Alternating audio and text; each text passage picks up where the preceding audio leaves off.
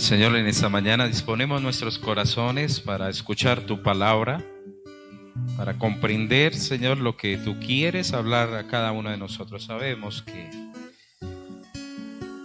en tu palabra hay abundancia. Señor, danos la sabiduría para atesorar esas riquezas que vienen en tu palabra, Señor. Danos, por favor, que hoy, Señor, no nos vayamos con las manos llenas de tantas cosas y que se caigan y que las perdamos, sino que realmente las atesoremos. Yo te ruego, Señor, que hoy tú tomes enteramente ese precioso control de nuestras vidas, de la iglesia, de los que estamos acá. Inúndanos con tu hermosa presencia, por favor, Señor, y haznos entender tu palabra en Cristo Jesús. Amén y amén.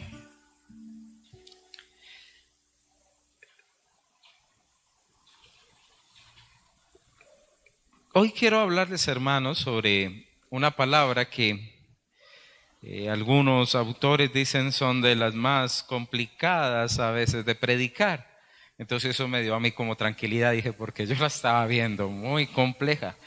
Cuando vi grandes autores que decían era una porción de la Biblia que no es sencillo predicarla. Y para poderla predicar me gustaría primero hablarles a ustedes del contexto, por lo cual no les voy a dar ahorita todavía el título, sino que se los voy a dar después. Pero sí es importante que conozcamos el contexto para la palabra que voy a predicar en esta mañana. Y tiene que ver con la visión profética de Ezequiel. Ya hemos venido hablando sobre él en algunos momentos, en algunas instancias, sobre su revelación de lo que Dios le mostraba a este hombre. Recordemos que él era alguien que estaba cautivo en Babilonia y Dios se revelaba en Babilonia para que ellos pudiesen entender que la presencia de Dios todavía habitaba en medio de ellos, aunque eran cautivos en otro territorio. En Ezequiel, capítulo 40, viene la última revelación que va desde ese capítulo hasta que se termina, hasta el capítulo 48. Son 8 capítulos con una riqueza de una visión que Dios le entrega a este hombre. Y realmente las dimensiones que veía este varón, que Dios le revelaba a Ezequiel, era algo supremamente extraordinario. En el capítulo 40, versículo 1, dice él que en el año 25 de nuestro cautiverio. Entonces, ¿cuántos años llevaba de cautivo? 25 años llevaba Ezequiel. Al principio del año, a los 10 días del mes, a los 14 años después que la ciudad fue conquistada, en aquel mismo día vino sobre mí la mano de Jehová y me llevó. En visiones de Dios me llevó a la tierra de Israel y me puso sobre un monte muy alto, sobre el cual había un edificio parecido a una gran ciudad, hacia la parte sur. Me llevó allí y aquí un varón cuyo aspecto era como aspecto de bronce, y tenía un cordel de lino en su mano y una caña de medir, y él estaba a la puerta. Ahora, aquí nos está hablando la palabra que él fue tomado y llevado entonces a Jerusalén, y allí se encuentra entonces con un varón que tiene un aspecto de bronce, ¿cierto? Un hombre, digamos, especial, que usted y yo podemos observarlo como una teofanía, es decir, el ángel de Jehová o la presencia de nuestro Señor Jesucristo. Pues le digo, vale, ese es un contexto, por favor. No voy a entrar a explicar en este instante. Aquí entonces él viene y comienza a mostrarle el templo que estaba dentro de la visión. Si quiere, por favor, miremos el versículo 4 y me dice, me habló aquel varón diciendo, hijo de hombre, mira con tus ojos y oye con tus oídos y pon en tu corazón todas las cosas que te muestro, porque para que yo te los mostraré he sido traído aquí. Cuenta lo que ves a la casa de Israel. Y aquí el muro de la casa y la caña de medir, y comienza a darles unas dimensiones que, les soy honesto, me tocó irme a diferentes textos para comprender las dimensiones de el templo que era revelado a Ezequiel. Ahora, ese capítulo 40, nos podemos usted y yo observar vamos al capítulo 41, versículo 1, dice, me introdujo luego en el templo y me dio los postes, siendo el ancho 6 codos de un lado y 6 codos de otro. 6 codos más o menos son 45, estamos hablando de 3 metros entonces. Era una cosa tremenda, era una gran construcción. Era algo que Dios estaba mostrándole y que estaba levantándole a él. Luego, en el versículo 43, nosotros podemos ver algo que se agrega ya allí. Es decir, en textos 40, 41 y 42, Dios estaba mostrando, en cierta manera, un lugar ideal para la adoración de nuestro Señor Jesucristo, que sería, digamos, como la visualización. Ahora se toma a un nivel espiritual, ¿debido a qué? Que cuando vuelve tanto Esdras como Nehemías no intervienen bajo estos mismos planos, sino que fue una revelación que Dios le estaba dando al mismo pueblo de lo que debería ser ese templo donde vamos a habitar espiritualmente con nuestro Señor Jesucristo por toda la eternidad. En el 43 entonces, después de haberle mostrado el Señor todos estos aspectos, después de que había sido destruido totalmente el templo, recuerde que el templo fue destruido por Nabucodonosor, fue quemado, saqueado. Dios estaba mostrando un nuevo templo que iba a construir. Pero no solamente un nuevo templo, sino que ese templo necesitaba algo especial. 43 no lo habla claramente y dice así. Y me llegó luego a la puerta que mira hacia el oriente, y aquí la gloria de Dios de Israel que venía del oriente, y su sonido era como el sonido de muchas aguas, y la tierra resplandecía a causa de su gloria. Y el aspecto de lo que vi era como una visión, como aquella visión que vi cuando vine para destruir la ciudad, y las visiones eran como la visión que vi junto al río de Quebar, y me postré sobre mi rostro. Y la gloria de Jehová entró en la casa por la vía de la puerta que daba al oriente, y me alzó el espíritu y me llevó al atrio interior, y aquí que la gloria de Jehová, ¿qué sucedía? Llenó la casa. Un aspecto supremamente importante para que comprendamos. Aquí, aunque era majestuoso el templo, era necesario que el templo se llenara de la gloria de Dios. ¿Debido a qué? En el capítulo 10 recuerde que la gloria del Señor se había levantado y había dejado el templo, y luego había dejado la ciudad y se postró sobre un monte, lo que significaba que Dios ya no habitaba en medio de su pueblo por causa de sus abominaciones. Un pueblo que fue totalmente llevado a la idolatría. Recordemos que ellos metieron aún estatuas de ídolos paganos dentro del templo, y a su interior adoraban cosas que adoraban los egipcios, es decir, cuestiones que en ese momento usted y yo vemos un humanismo totalmente alzado, donde se ama más o se adora más la creación que al mismo Señor. Por eso es supremamente importante, queridos hermanos, que usted y yo no perdamos esa relación magnífica con nuestro Señor de los cielos. Ahora, a él había recibido esa visión y han pasado muchos años, y usted imagínese siendo un hombre de Dios, una mujer de Dios, un hombre de revelación, donde usted comienza a entender que Dios le ha dejado o ha dejado su pueblo. Luego Dios le muestra una misericordia y le dice, no, Ezequiel, vamos a construir un nuevo templo, pero no un templo hecho por manos de hombre en ese momento, sino estaba dándole una visión de un templo perfecto en Dios. Y aún la gloria que se había ido, la gloria vuelve a ese templo. Ahora entra por la puerta del oriente. El oriente es cuando vemos donde el sol nace. Ahorita no es que estamos diciendo que adoramos el sol, sino que es el simbolismo de la grandeza, así como el sol ilumina la tierra y trae sus rayos sobre todo. Es la misma presencia de Dios como, digamos, un símbolo para mostrarnos su grandeza, su poderío y su majestad en medio de nuestras vidas. Ese es un detalle muy importante.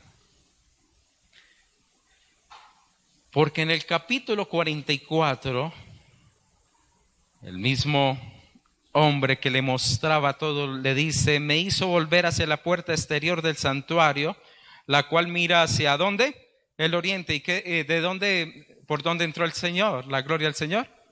Por el oriente. ¿Y cómo estaba ahora la puerta? Cerrada. Y me dijo Jehová, esta puerta estará cerrada, no se abrirá, ni entrará por ella hombre, porque Jehová Dios de Israel entró por ella, estará por tanto cerrada. Y es como el aspecto de que es la presencia de Dios, solamente la entrada de Dios es una puerta que solamente Él abre y Él cierra, es decir, el poderío y la majestad de Él mismo, ¿en medio de dónde? En medio del templo, que era el simbolismo que Dios habitaba en medio de su pueblo. ¿Estamos allí todos de acuerdo? En ese instante que él estaba recibiendo todas estas majestuosas revelaciones, comienza Dios a mostrarle las leyes de los sacerdotes, comienza a mostrarle cosas supremamente, digamos, de administración del mismo templo. Pero luego entramos a algo hermoso que es lo que yo voy a predicar. El río de Dios.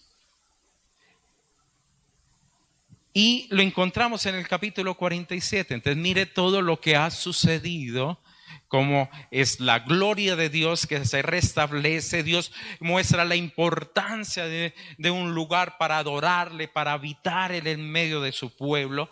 La misericordia a un pueblo que lo había dejado. ¿Y qué sucede cuando la gloria de Dios reposa, hermanos, en medio de un pueblo? Versículo 1 del capítulo 47. Me hizo volver. ¿Quién lo hizo volver? Dios. ¿Y quién era él? ¿Cómo lo podemos ver? ¿Estaba bajo qué presencia le estaba mostrando las cosas?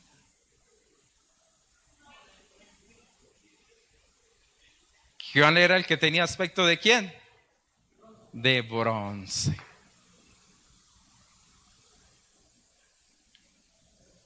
Es importante ese detalle.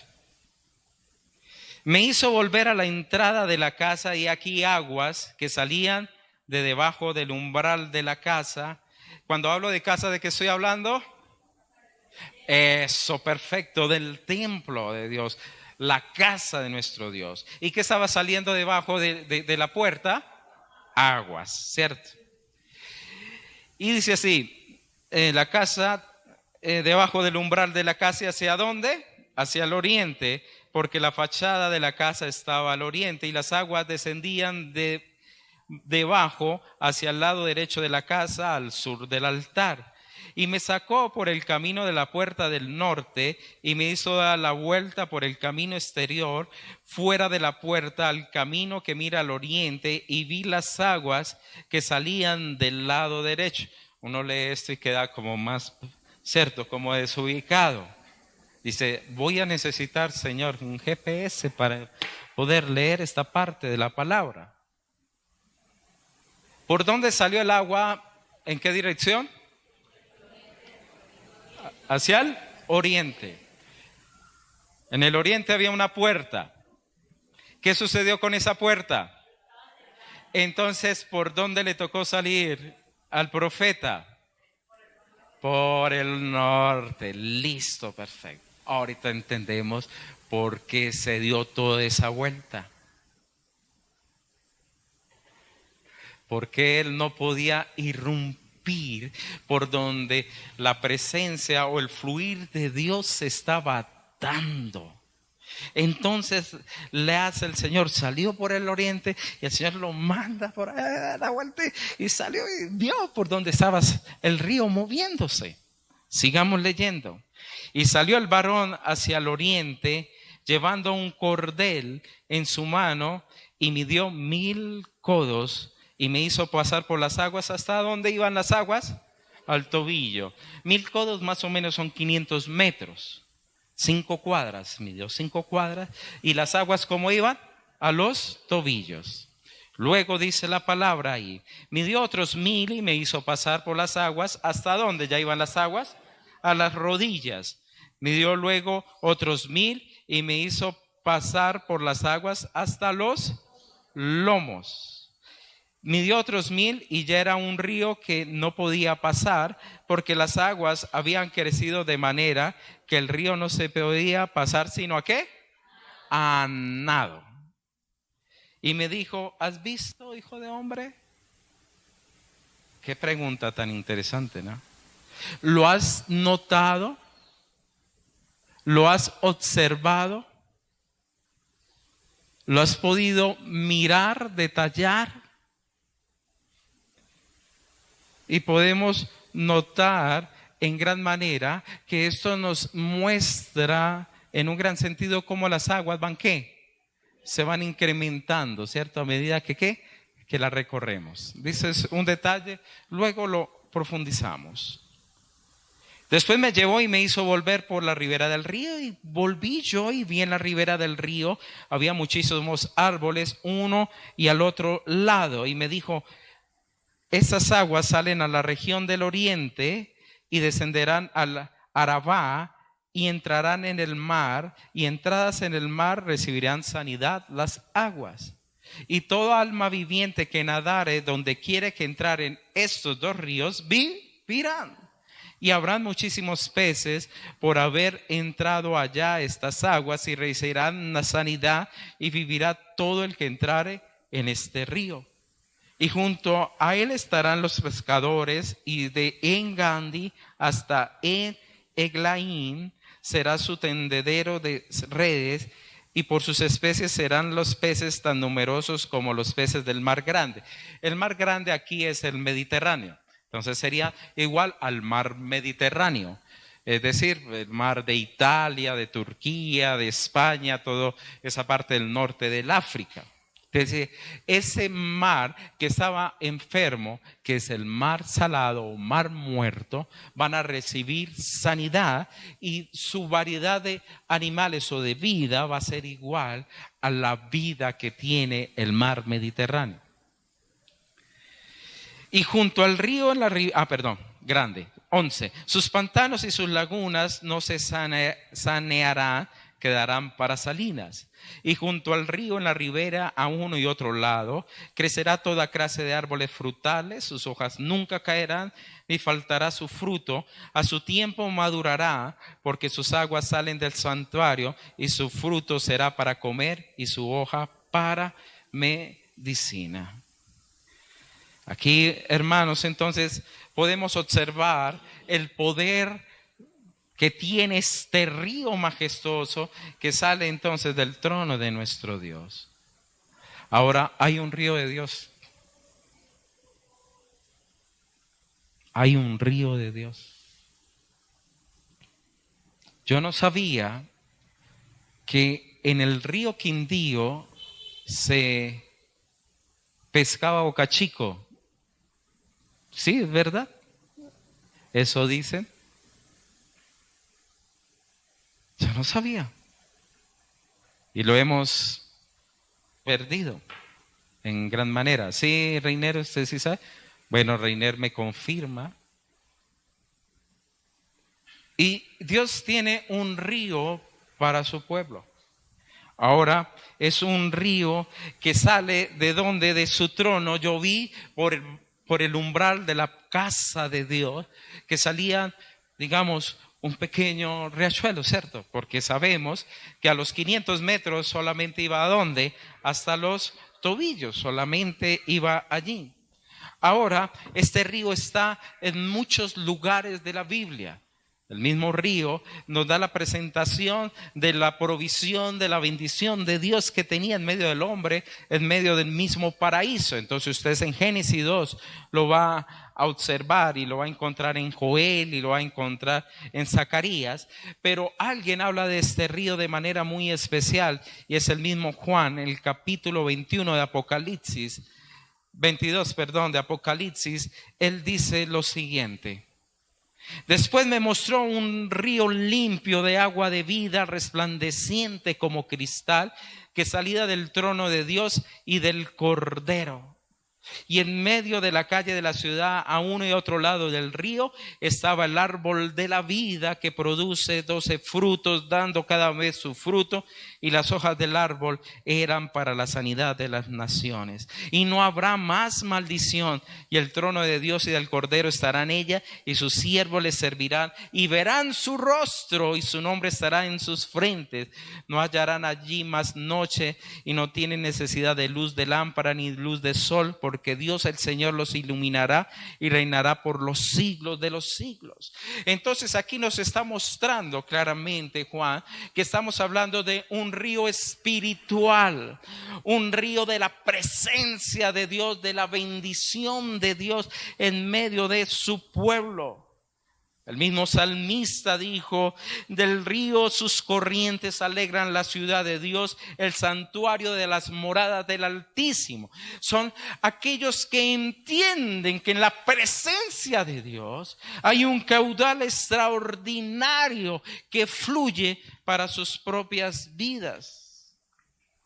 Entienden que es un río que surge solamente de Dios, hermanos, no un río que fluye como muchas personas actualmente lo tienen, de la unción de un hombre.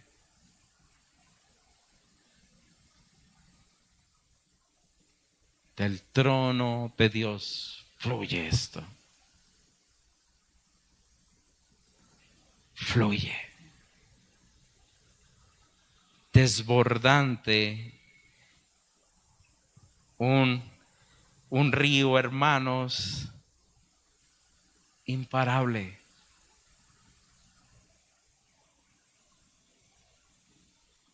Ese río de Dios no solamente nace de Él, de lo que Él significa, de su pureza, de su dominio, de su gloria misma, de su misma gracia y misericordia para nosotros, sino que también es un río que tiene un comportamiento especial. Sería el segundo punto.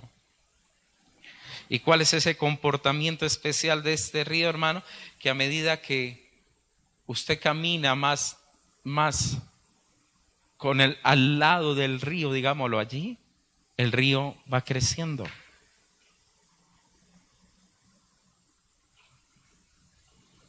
La ley nos diría que debe ser lo mismo antes de disminuir, porque pues tiene que irrigar por donde se va moviendo, pero este río de Dios es diferente. A medida que usted camina al lado de este río, usted va viendo que el río aumenta su caudal.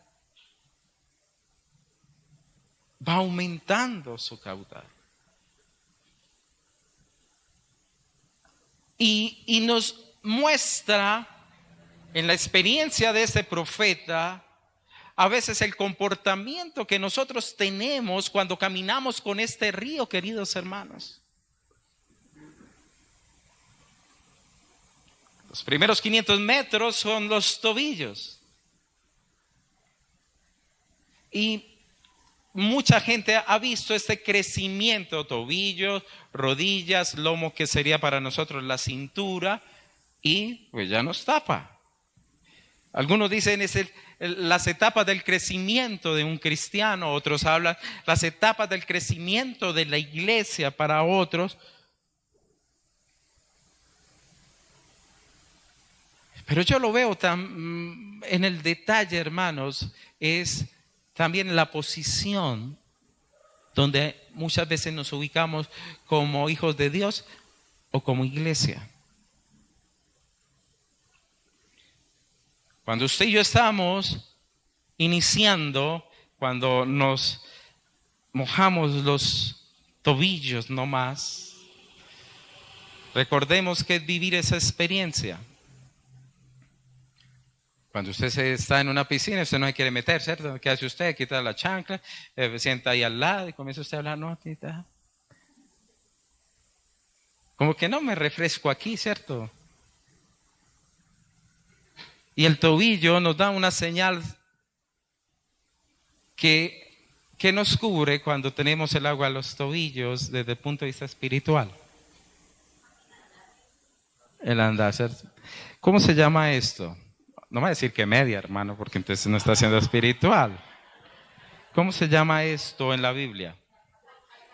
Eso, ¿el qué? Calcañar. Y cuando nosotros vemos esa palabra con qué está, nosotros la tenemos relacionada. La serpiente. ¿Y qué dice la palabra con respecto a la serpiente y el calcañar? Ella herirá el andar. Entonces muchas veces, queridos hermanos, nosotros disfrutamos de este río de Dios a nivel del tobillo. Cuando vemos que Dios nos protege del ataque del enemigo que nos entorpece en nuestro caminar, y ahí estamos tranquilos. Y cuando tenemos nosotros el agua al nivel de los tobillos, no es tan difícil todavía caminar, ¿cierto? Uno puede hasta correr y chapotear y toda la cuestión. Entonces, es cuando usted y yo en cierta manera hemos nacido de nuevo, estamos con ese primer amor de Dios, pero seguimos teniendo esas vidas comunes. Y no aumentamos el compromiso. ¿Y qué le dijo el hombre con aspecto de bronce, nuestro Señor? Sigue, quiero mostrarte más. Y le mide 1000 codos. Y más adelante se mete. ¿Y a dónde llega el agua? A las rodillas. Ahora, caminar en el agua cuando tenemos la rodilla no es tan fácil, ¿cierto? Ya nos toca hacer mayor esfuerzo. Y las rodillas son un símbolo que utilizamos nosotros ¿para qué? Muy bien, la oración y la adoración.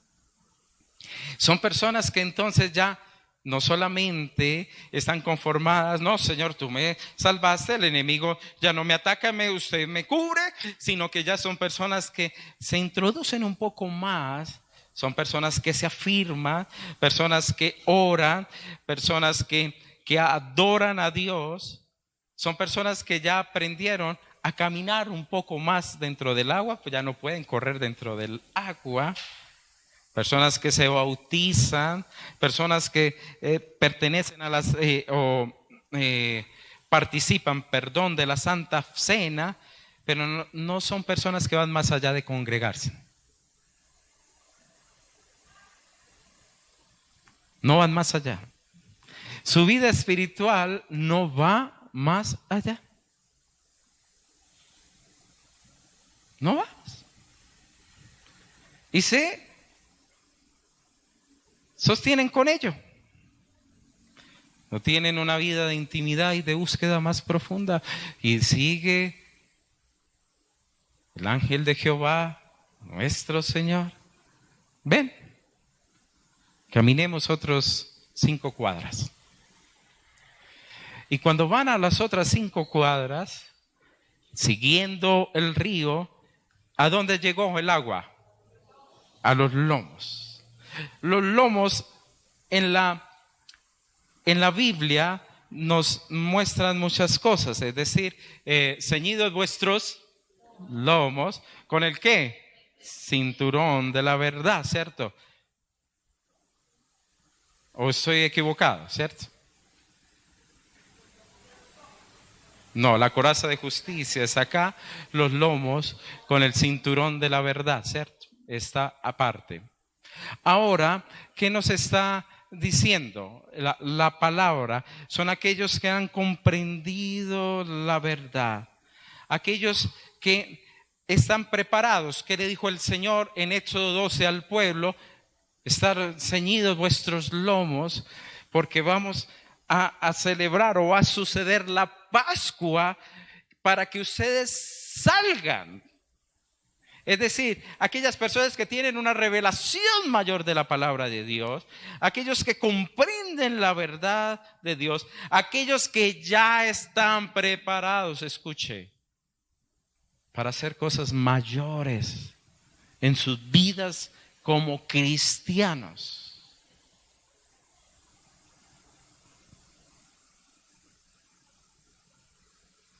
Están preparados para partir a la promesa de la libertad de Dios, pero se quedan allí nomás.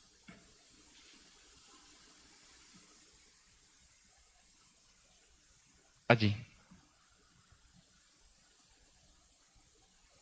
Y diríamos, genial. Pero el ángel del Señor le dice, no, camine. Caminemos 5 cuadras más. Y al caminar ya 2 kilómetros más o menos, ¿cómo estaban las aguas? No podía estar. ¿Qué sucedía en esas aguas? ¿Debía qué? Nadar, hermanos.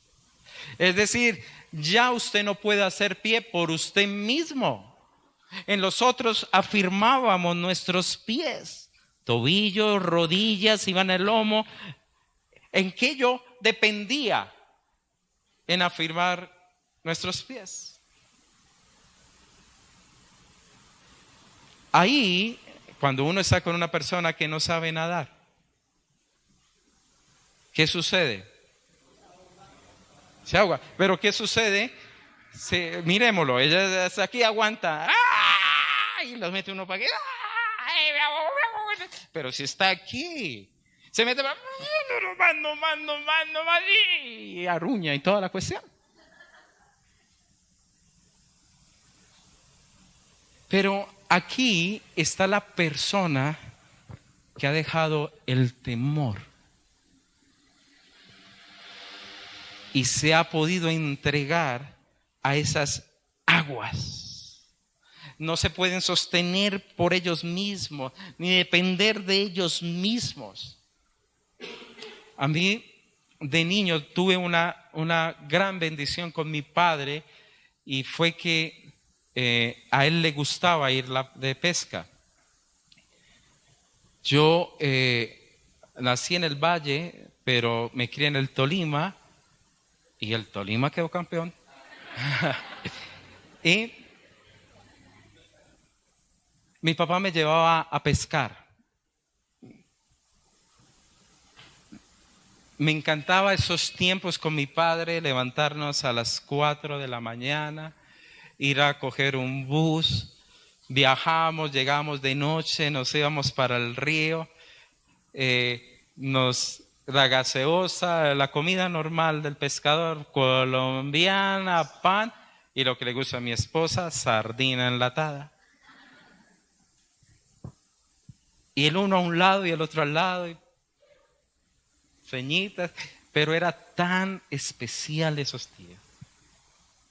Cuando me llevó a pescar al río Magdalena una vez, veía cómo muchos jóvenes se lanzaban desde las canoas, y como no estaba tan creciente el río, entonces podían pasar de una pequeña islilla que se formaba a otra islilla, y así sucesivamente. Cuando uno de estos se lanzó, mi papá comenzó a observarlo Y a lo último le dice a este muchacho, le pega un grito, un regañote, y le dije, no pelee contra la corriente, se va a ahogar. No pelee contra la corriente, déjese llevar, porque si no usted se cansa. Y el hombre como que le puso cuidado y entendió, porque la corriente para acá y él nadando contra, pues ahí se estaba quedando en ese mismo punto. Él aprendió que él no podía pelear contra la corriente, sino dejarse llevar por la corriente. Entonces ese día yo entendí que si yo quería llegar a ese lugar donde está Cristian, me tenía que tirar por lo menos unos 40 metros más arriba y nadar así, que la corriente me llevara hasta allá. Aquellos que aprenden a estar dentro del fluir del río de Dios, que quitan el temor, que aprenden a moverse de manera diferente, que ya no dependen, perdón, del río, de la tierra para aferrar sus pies, sino que dependen ya del río mismo para poder moverse. Entonces, vemos que el río de Dios proporciona al cristiano un crecimiento. Nos proporciona una dimensión. La palabra dice que el justo crecerá como la palmera, hermanos. La Biblia nos dice que irán en poder y verán a Dios en Sión. La misma palabra nos muestra que la senda del justo es como la luz de la aurora, que va en aumento hasta que el día perfecto es. Entonces, el río de Dios nos proporciona, queridos hermanos, eso. Ahora, también, el río de Dios significa bendición. Tercer punto.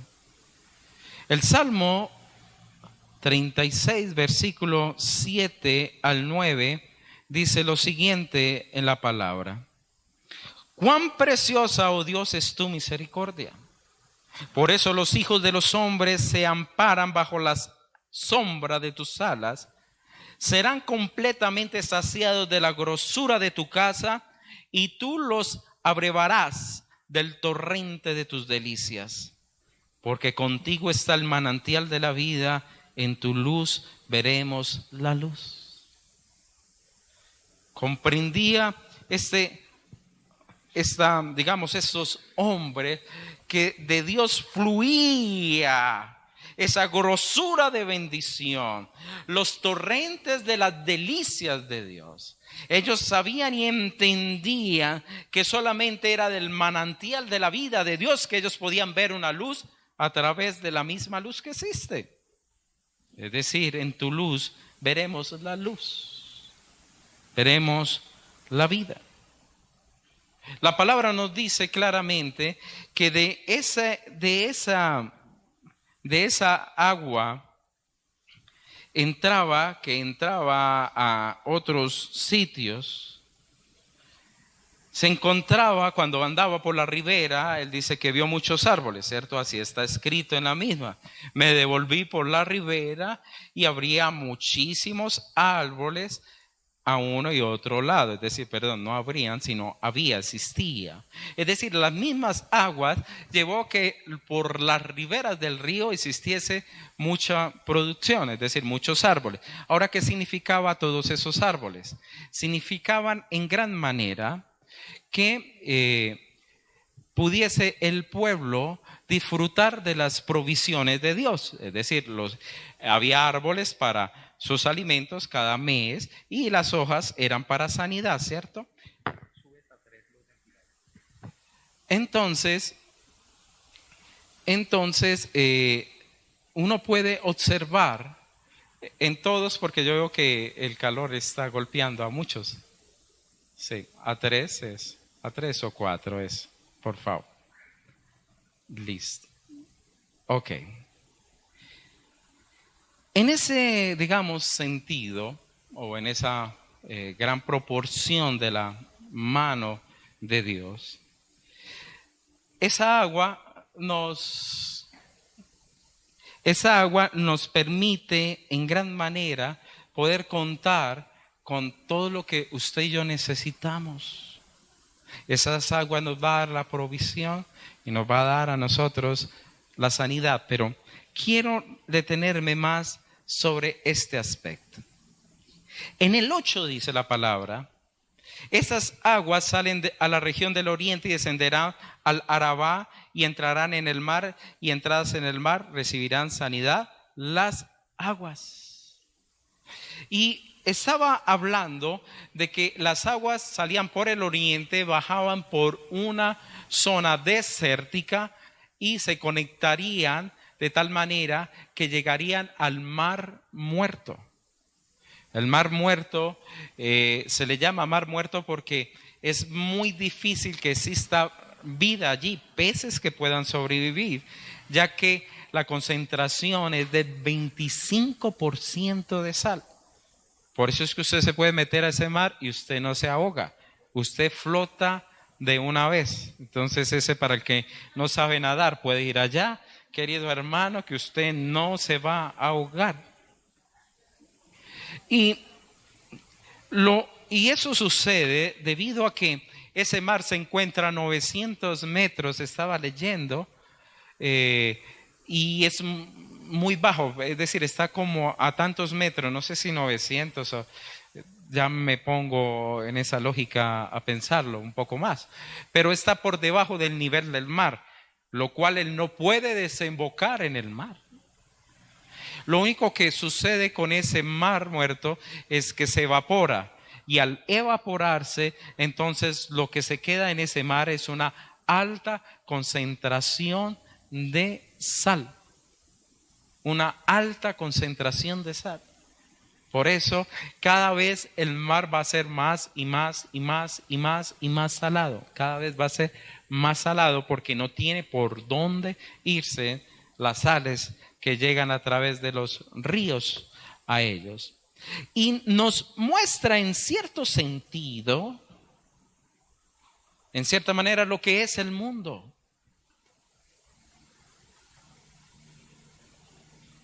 Lo que es una vida sin que haya el milagro de las aguas que sanen. Es un milagro, es decir, que usted vaya a encontrar pargo rojo. ¿Verdad que yo ya aprendí harto estando en Humanes? Entonces, alguacil, sí, me acuerdo bien de ese pescado, boquiparriba y todos esos nombres que ellos inventan para todos esos peces. Sí, boquichato también es otro. Toda esa riqueza de peces que había en el Mediterráneo llegarían allá solamente si ¿qué? Si las aguas llegaban al mar y las sanaban. Y eso era un milagro. Entonces el pueblo lo entendió, dice, pero ¿cómo es posible que en ese mar que es el Mar Muerto o Mar Salado vaya a haber vida? Dice, porque las aguas que salen del trono de Dios sanarán las aguas. Traerán vida a las aguas. Y mire el versículo 9, hermanos, subráyelo, colóquele un círculo, colóquele la fecha. Mejor dicho, mire tan hermoso. Y toda alma viviente que nadare por donde quiera que entrar en estos dos ríos, que vivirán. Y habrá muchísimos peces por haber entrado allá esas aguas, y recibirán sanidad, y vivirá todo lo que entrare en este río. En este río.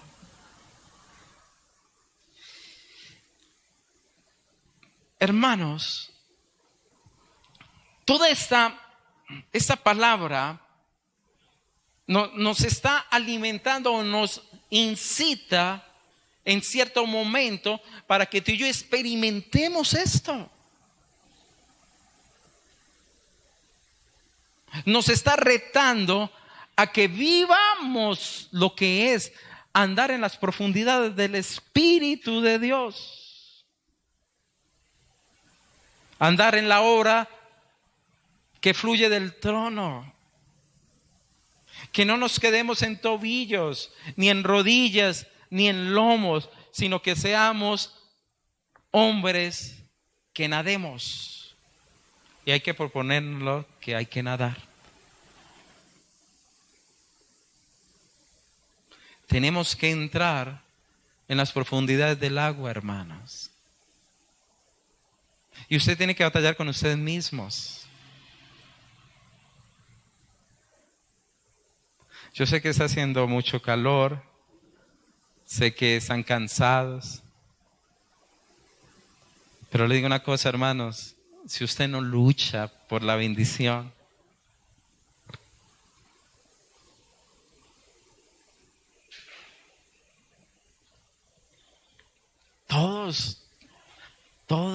todos le metemos el hombro todos los días de nuestras vidas, pero hay aquellos que realmente perseveran y lo anhelan, y aquellos que simplemente van a ser cristianos de tobillos. Mientras que hay un mar muerto que necesita que las aguas lleguen.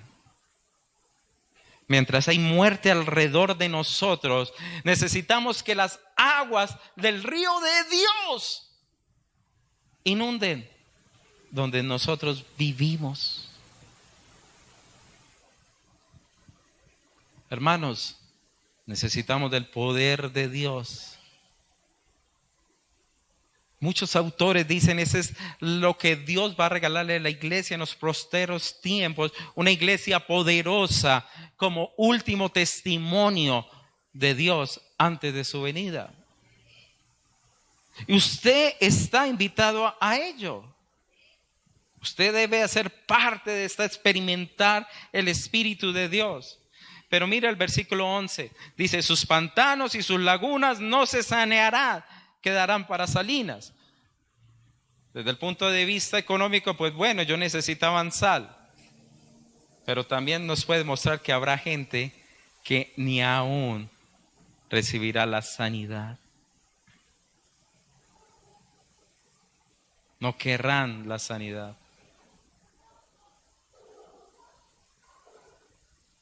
Personas que dejarán al Señor y su postrer estado será peor.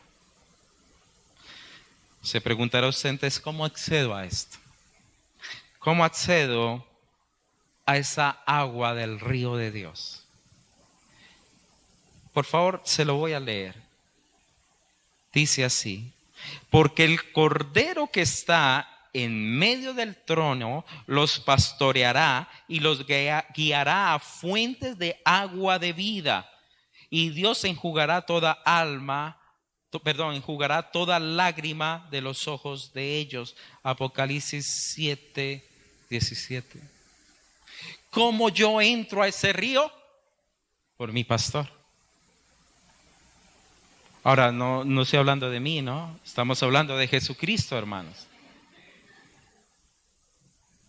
Él nos pastoreará. Usted está con Cristo, hermano. Él te llevará a esos ríos. Él lo hará. Él lo hará, hermano. Usted busca a Cristo y prepárese para ser inundado por su presencia.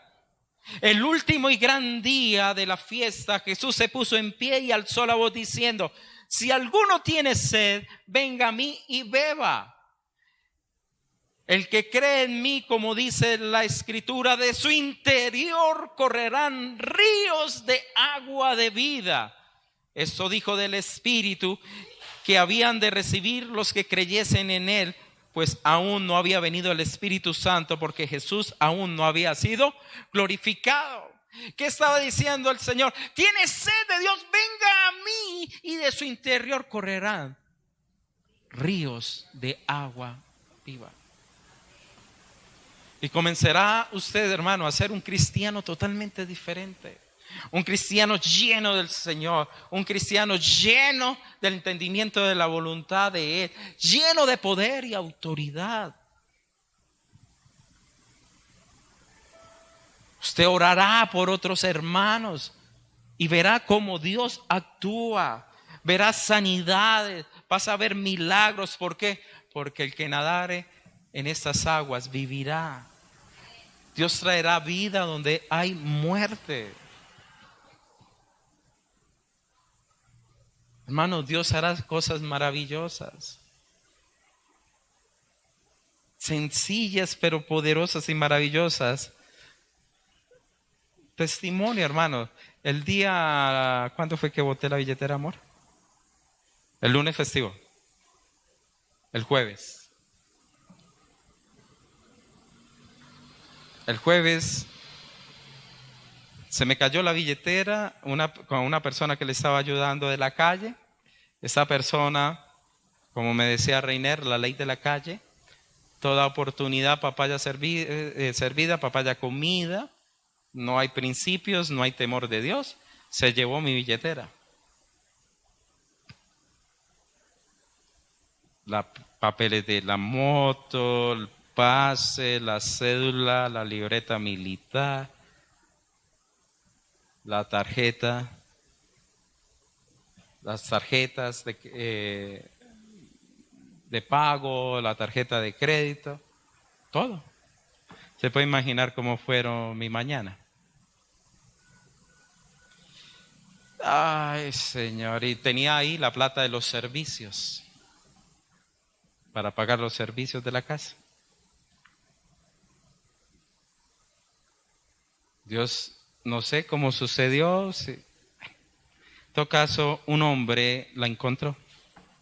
Yo estaba en el carro más triste, estaba orando, Padre, ayúdame con esto, por favor, quítame esta carga de encima, dame una mano, por favor. Pero verdad que estaba clamando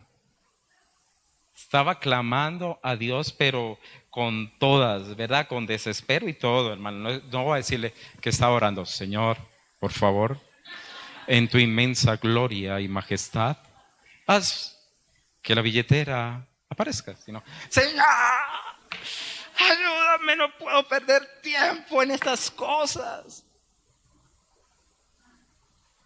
Y lo que uno más le mete a las oraciones. Termino de orar, hermano, verdad, 20 segundos y recibo una llamada. ¿Usted, Johnny de Herrera? Sí, fue que me encontré su billetera. Aquí tengo sus papeles, está todo, usted tiene la libreta y sí, todo. Perdí la plata, pero están todos mis papeles. Después el hombre me dijo, pero yo estoy haciendo un trabajo, me la encontré y yo estoy trabajando en ese momento en Montenegro. Entonces, yo subo a tal hora y él la botó aquí en la glorieta aquí. El hombre después lo llamé, nos quedamos de encontrar. Me dijo, usted, John Edward, sí, usted no se parece el de la foto. Y no, hermano, es que hace muchos años. Ya estoy mejorado. Y me dijo, ¿qué le pasó? No me sucedió esto, está. Y dije, hermano, lo único que tengo es eso porque yo quedé sin un peso. Me dijo, no, tranquilo, deme solamente 10,000 pesos, tranquilo. Yo entiendo lo que significa eso. Y hoy justo, hermanos, metí la mano en un pantalón. Cuando yo sentí, ¿qué es esto? Cuando saco del bolsillo de mi pantalón, de ese pantalón,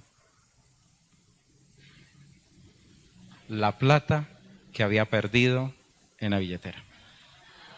La misma cantidad. Entonces yo lo mostré a mi esposa, mira, amor, mire la plata, lo que se había perdido lo tengo aquí. De pronto lo guardé, no sé, pero ni sabía que los tenía. Dios obra. Pequeños detalles, hermanos, como es. Pero Dios cuida de nosotros en todo. Él es nuestra provisión, Él es nuestra fuente. Andemos con Cristo, naveguemos en el río del Espíritu de Dios. Pero no podemos andar en el Espíritu de Dios si no tenemos al pastor que nos lleva allí. Por favor, hermanos, Dios nos abrió una puerta inmensa de su presencia, de habitar en el Espíritu Santo.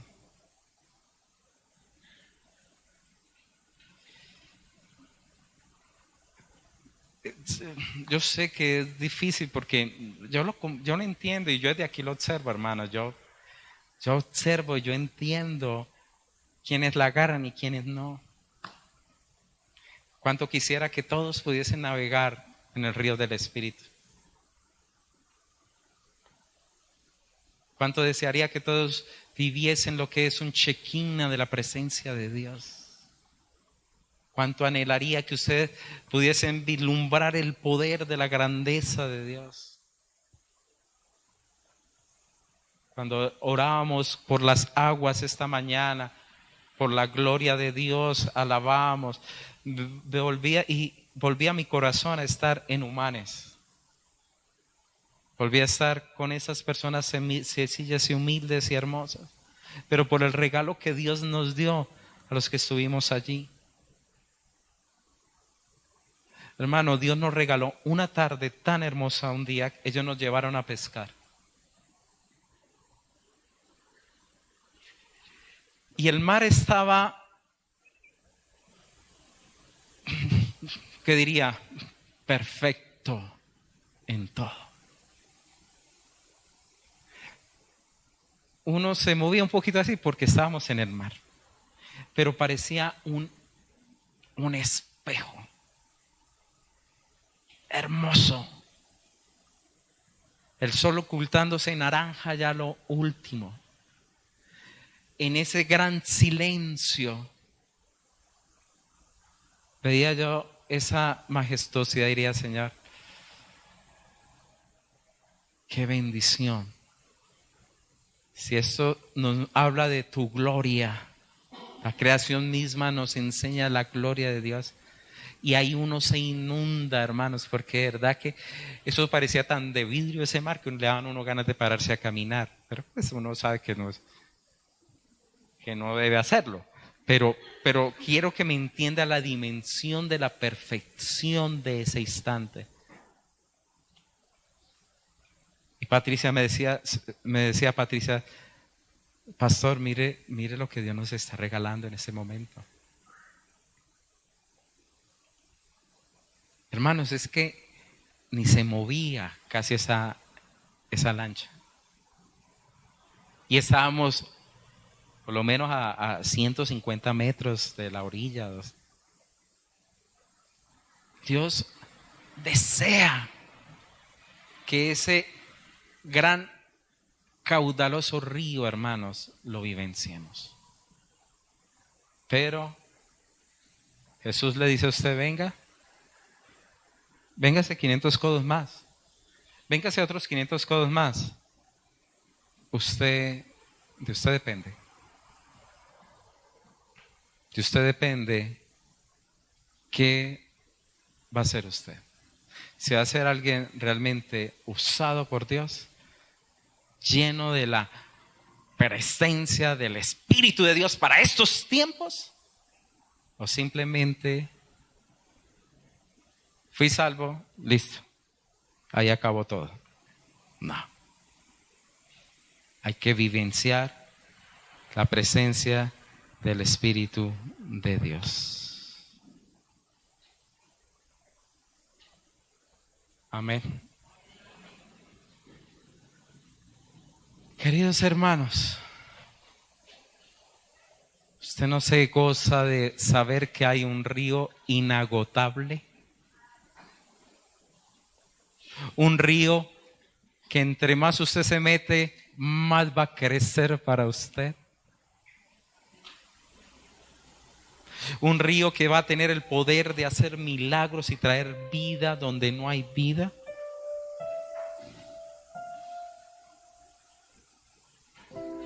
Tenemos que creer en esto, hermanos. Tenemos que creer.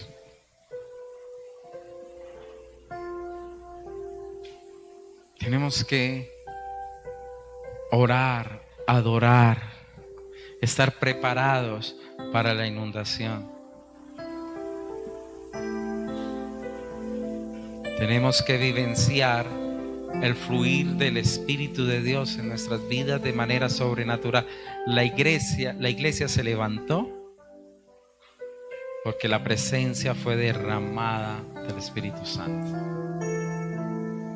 No hay otra manera, hermanos, ni estrategia de hombres, ni formatos nuestros. Debe ser bajo el poder del Espíritu Santo de Dios. No seamos locos en pensar que podemos transformar sin Él. Es por Él. Es por Él. Amén. Vamos a adorar. Vamos a preparar el corazón. Yo le invito para que hoy venga, hermanos, y adoremos y oremos de 6 a 9 de la noche.